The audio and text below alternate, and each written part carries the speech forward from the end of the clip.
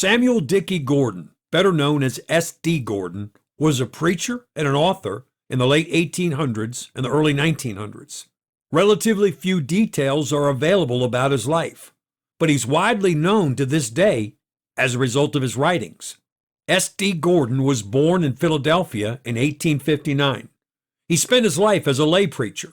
He was never ordained, never a pastor, but his deep love for Christ and his unique ability to bring the truths of the Bible to life caused him to be a beloved speaker, greatly in demand.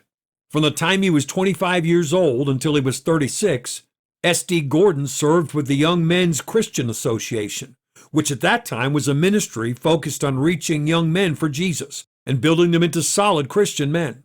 Gordon worked for the YMCA first in Pennsylvania and then later in Ohio. After that, he traveled throughout Europe and Asia as a missionary. When he was in his 40s, S.D. Gordon began writing books that taught basic principles on various topics of Christian living and of the Christian faith.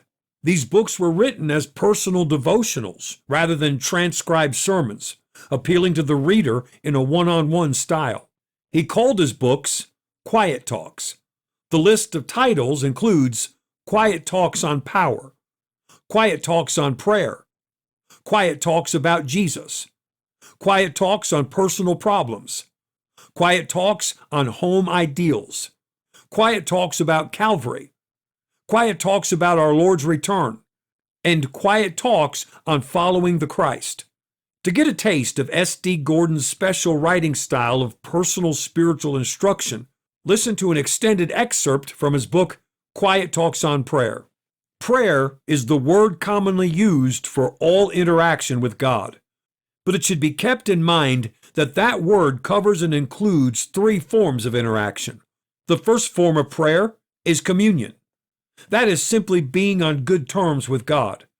It involves the blood of the cross as the basis of our getting and being on good terms. It involves my coming to God through Jesus. Communion is fellowship with God.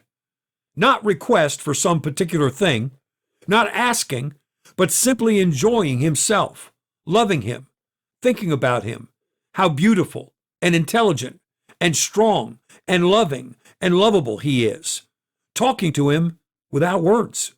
That is the truest worship, thinking how worthy He is of all the best we can possibly bring to Him, and infinitely more. It has to do wholly with God and a man being on good terms with each other. Of necessity, it includes confession on my part and forgiveness upon God's part, for only so can we come into the relation of fellowship. Adoration, worship belong to this first phase of prayer. Communion is the basis of all prayer. It is the essential breath of the true Christian life. It concerns just two, God and myself, yourself. The second form of prayer is petition, and I'm using that word now in the narrower meaning of asking something for oneself. Petition is definite request of God for something I need. A man's whole life is utterly dependent upon the giving hand of God. Everything we need comes from Him. Our friendships, ability to make money, health, strength in temptation and in sorrow, guidance in difficult circumstances and in all of life's movements, help of all sorts, financial, bodily, mental, spiritual, all come from God and necessitate a constant touch with Him. There needs to be a constant stream of petition going up, many times wordless prayer, and there will be a constant return stream of answer and supply coming down. The door between God and one's own self must be kept ever open. The whole life hinges upon this continual interaction with our wondrous God. This is the second stage or form of prayer.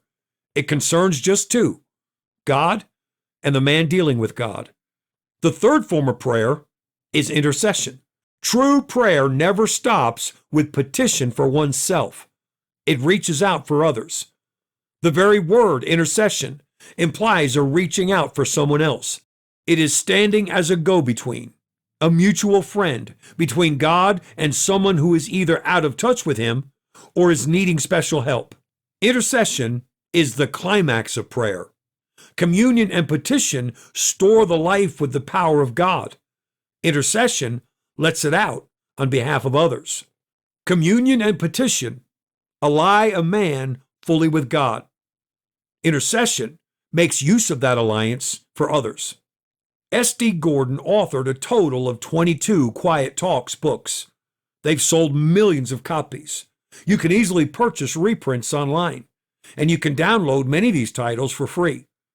S.D. Gordon went to heaven in 1936.